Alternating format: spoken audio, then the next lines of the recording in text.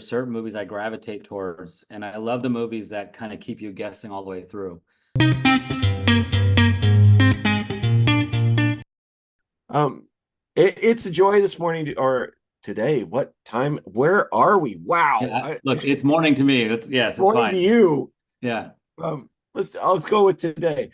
It's a joy today to be speaking with RJ Collins, the director of Crescent City. RJ, thank you so much for the time. I appreciate it.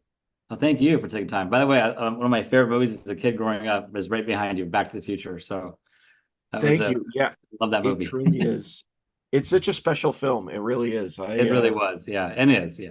Yeah. Absolutely, thank you. Well, Crescent City is so much fun as well. Why did you want this to be brought to the big screen?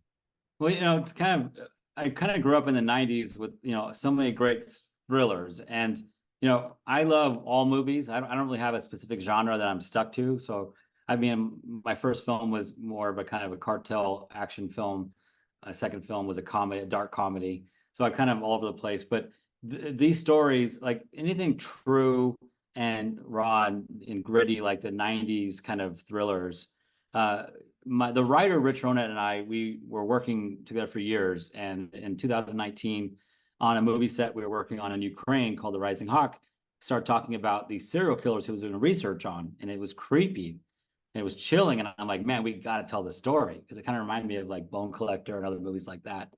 And so he wrote it, and it became this kind of true detective Zodiac seven kind of serial killer story. And after the script was done, I'm like, we have to make this movie, and it was great. So, over time with dealing with COVID and then the SAG strike, we just somehow managed to push it through. I also produce, so I can be kind of the the creator of my own destiny per se.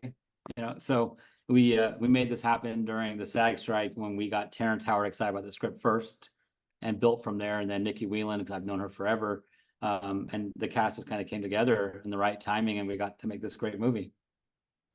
You know, it. I'm glad you mentioned it. It really is a wonderful cast. Like this is, with Alec as well, and with I never know how to pronounce his name. Is it Esai? Esai, yeah, Esai Morales, yeah. Esai as well. Like, this is a great cast, and it's funny you listed all of those films there, and I was one of the things I thought of. It has a real grit to it, this particular style, and this seems to be a type of film that we continue to come back from. It's almost cathartic, and I was wondering why you think that's the case. So, because I, as an audience, as a kid myself and a teenager now, right? Like there are certain movies I gravitate towards, and I love the movies that kind of keep you guessing all the way through. Because I think at this day and age, the attention span is a lot less than it used to be to watching things. Before, you had to sit in a movie theater to watch an entire movie. You couldn't hit pause or click out or whatever it is. Now you got to hook the audience from the beginning to the end. Otherwise, you're going to lose them. And so this is why I love this film, because it does that. It gives you the opportunity to also show great performances and essentially the battle between good versus evil. That's this entire movie. It's like the temptations, right? Everything. You can go left or right or go through that stop sign or not. I mean, there's so many choices you can make, and that one wrong choice can ruin you. And this film shows a lot of that, and that's humanity every single day for everyone, right? But the serial killer aspect of it is from true events that we kind of did research on, and the mannequin killer was just, as a child, seeing mannequins, that used to scare the hell out of me. I don't know why. So that's why this movie gravitated towards me even more, because it scared me. But that's kind of that's what draws people in, right? It brings you through different emotions: scared, laughter, tension, love. So we kind of get all those aspects in this film. I like the fact there too. You talk about right and wrong in this film because this seems to be a world where everything's a shade of gray.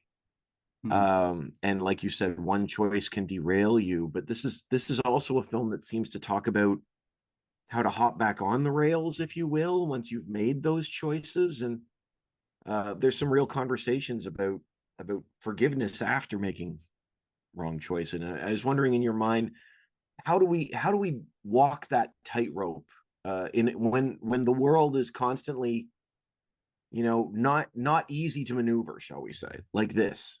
Yeah, I think the added element to this movie is the internet. and Mm. the apps, the capability of meeting other people and doing bad things, right? The Secret 666 website that was kind of a tool in this film to kind of suck people in. It's also trying to bring people onto the dark side, the satanic church side of things. Um, and it's people having affairs and doing things, right? So the serial killer actually uses that power to lure his victims or her victims in, because you don't know what gender the killer is all the way till the end. And so that was one of the things we tried to get across on that. It's just with the internet and everything else going on in the world, it's hard. And when raising a family, in this day and age, it's not easy. It's tough. It's hard out there. So all those little elements are there because I like to make things very practical, and real and raw and nitty and gritty, right? So you have everything in this movie, from the fight sequences to the car crash, are all very real. Like, I'm not trying to go and make something completely out of the ordinary. I'm not making a Marvel film. I'm making a nitty gritty thriller. It has that grounded feel, and I love what you're saying. I mean, first of all, to address what you said there, I have two kids, and they're starting to hit that internet age, where they're starting. So absolutely, there's something very honest and open about this conversation here about the dark side of these sorts of things. Um, but there, like you said, there is a bit of a grit to this particular story.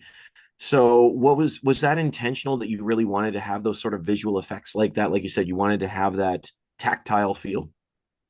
Yeah, I mean, I just wanted this to be, real and dark, and what draws us in, and the choice you have to make within that, right? So I feel like we did that, and plus, with the cast we had, they were all so phenomenal. From Terrance, like essentially running the lead of this film with Esai as partner. They're a great partnership. They've been together over 10 years in this story. And then they're dealt with the challenges. And then prior, they had a case 12 months prior in the story where, they're being haunted by that, right? And your darkest secrets will come back to haunt you later if you don't deal with them. And that's why you even see Terrance's character say something in the end of the film to his boss, like, I'm just done with the lies. And he's got to come forward with everything he's dealt with in his life, right? But you have that with each character. Each character, you see the good and evil battle within each one of them. Captain Howell, Detective Jaclyn Waters, Luke Carson, he's a beast. He's a single guy, right? He's the wild man. And Terrance, playing Brian Sutter, he's the family man, right? But they all have their own issues. And it all kind of, and it intensifies as more and more problems happen. And the serial killer is ravaging the small town that they have to deal with.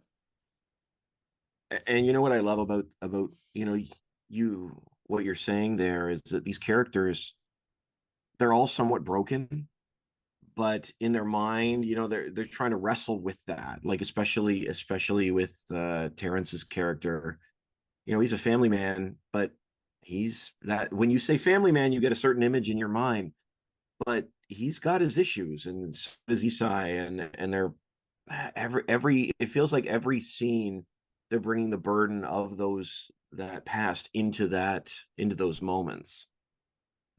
It works really well. I love that tension between good and evil within the characters. I think that's really, really fascinating.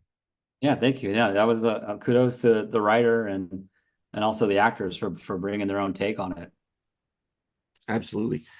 You know, I one of the other things too I saw in this film, RJ, that I wanted to address.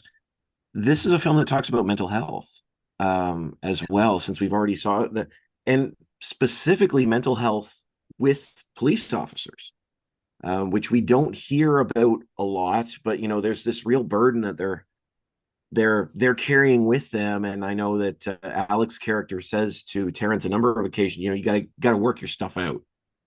Yeah. Um, I mean, look, that's the one thing that we don't kind of hear. And I have friends that are police officers and detectives, and you only hear about the one mistake they made by hitting, a pedestrian or whatever, or punching yeah. somebody or whatever it was. But you don't hear about the 30 other people that tried to do something to them or yell at them in the day before, right?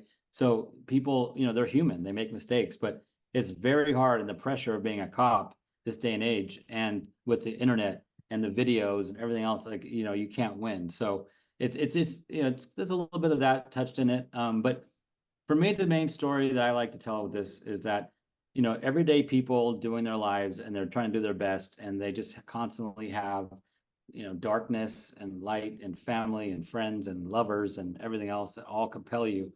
And then at the same time, you have to deal with a serial killer ravaging this town within these stories. And then the PTSD from the past case that Terrance had is haunting him in his sleep. He can't sleep well. So he's just dealing with so many things, and it just finally breaks him in the end, right? So it's a great ride, you know, and it's something that I feel like is portrayed very well through Terrance's performance. Absolutely. Honestly, RJ, the film is so much fun. I know we're as we're starting to wrap up here. What do you hope audiences take away from Crescent City? Just the ride, man. Just enjoy the ride, right? It takes us out of our, you know, everyday life into this fantasy world, and you know, but it makes it feel very real and raw. And I think that's how you kind of hook an audience these days, is by making sure that you get them from the beginning of the film to the end. And that's what the twists and turns that we give this the audience to this film. It'll keep them watching, and you know, I want them to kind of try to figure out themselves, investigate this movie as a investigator as well, and try to figure out who the killer is.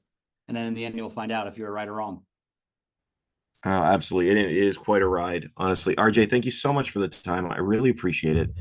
And Crescent City will be in theaters. It's in theaters. Yes, It's on the theaters 16th. and all over VOD everywhere. Yeah, coming out August 16th.